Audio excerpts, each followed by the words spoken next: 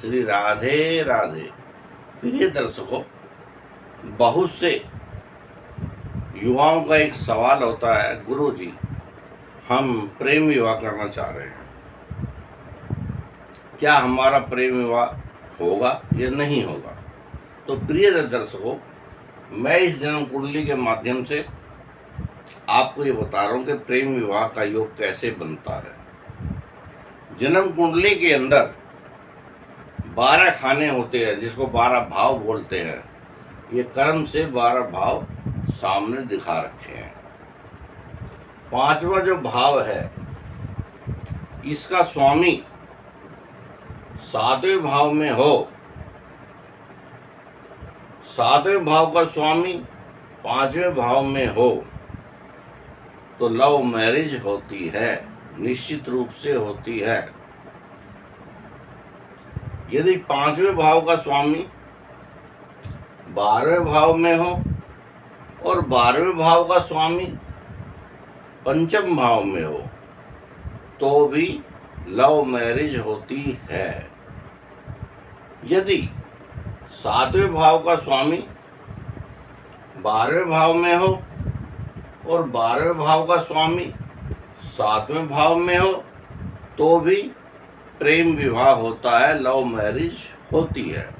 यदि 5वें भाव का स्वामी, 7वें भाव का स्वामी, 12वें भाव का स्वामी, ये तीनों ही ग्रह या इनमें से कोई 2 ग्रह केंद्र या त्रिकोण में बैठे हों या 6ठे और 8वें भाव को छोड़कर कहीं भी बैठे हैं तो भी प्रेम विवाह होता है। अब सवाल ये उठता है, क्या प्रेम विवाह सफल होगा या नहीं होगा। क्या इंटरकास्ट शादी होगी, अंतर जातीय विवाह, दूसरी जाति में विवाह, या अपनी ही जाति में प्रेम विवाह होगा। तो इसका क्या है, यदि आपकी कुंडली में कहीं भी राहु और मंगल इकट्ठे बैठे हैं तो इंटरकास्ट शादी होगी, अंतर जातीय विवाह होगा। यदि शनि और मंगल कहीं बैठे हैं, कहीं भी बैठे हैं तो भी अंतर जातीय विवाह होगा, इंटरकास्ट शादी होगी।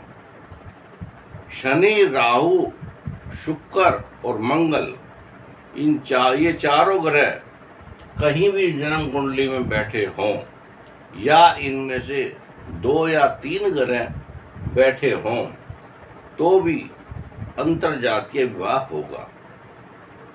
कई बार ऐसा होता है, अंतर जातीय विवाह हो गया, प्रेम विवाह हो गया, सफल हो गया, लेकिन विवाह के पश्चात आपसी कलह बहुत ज़्यादा बढ़ जाता है।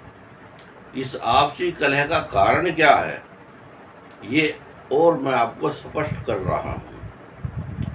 लगन का स्वामी और 7म भाव का स्वामी यदि जन्म कुंडली में एक दूसरे से 6ठे 8 में बैठे हैं, अर्थात षडाष्टक योग बना रहे हैं, तो निश्चित रूप से विवाह के पश्चात कलह होगा और कलह इतनी बढ़ सकती है कि तलाक भी हो जाता है।